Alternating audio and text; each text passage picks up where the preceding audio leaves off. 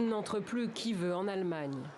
À Kehl, ville frontalière juste en face de Strasbourg, les polices scrutent chaque véhicule en provenance de l'Hexagone. Les bus sont particulièrement surveillés, comme celui-ci matriculé en République tchèque. Immédiatement prié de s'arrêter.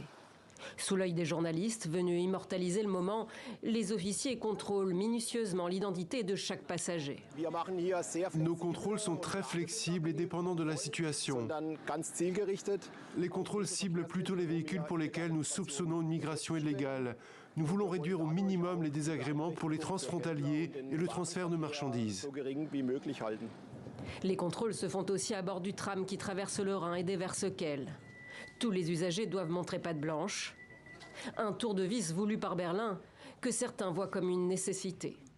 Ça me rappelle quand j'étais plus jeune, quand il y avait les contrôles fréquents à la frontière, voilà. Mais c'est une bonne chose, je trouve, c'est bien. Pourquoi ? À cause de tous les problèmes qu'on a d'immigration, tout ça.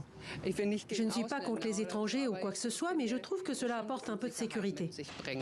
Depuis ce lundi, des contrôles mobiles et stationnaires avec la France, le Luxembourg, les Pays-Bas, la Belgique et le Danemark s'ajoutent à ceux déjà en place aux frontières avec la Pologne, la République tchèque, l'Autriche et la Suisse.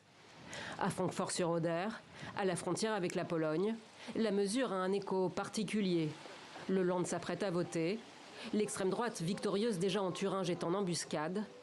Une poignée de locaux sont venus exprimer leur désaccord avec une mesure prise par la coalition au pouvoir menée par les sociodémocrates au lendemain d'une attaque au couteau perpétrée par un réfugié syrien.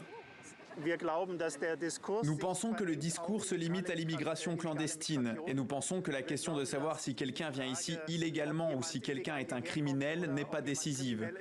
Ce qui est décisif, c'est le racisme qui est encouragé et provoqué. En théorie, les contrôles aux frontières intérieures sont proscrits au sein de l'espace Schengen. En cas de menace pour l'ordre public et la sécurité, un pays membre peut les rétablir exceptionnellement pour une durée de 6 mois seulement.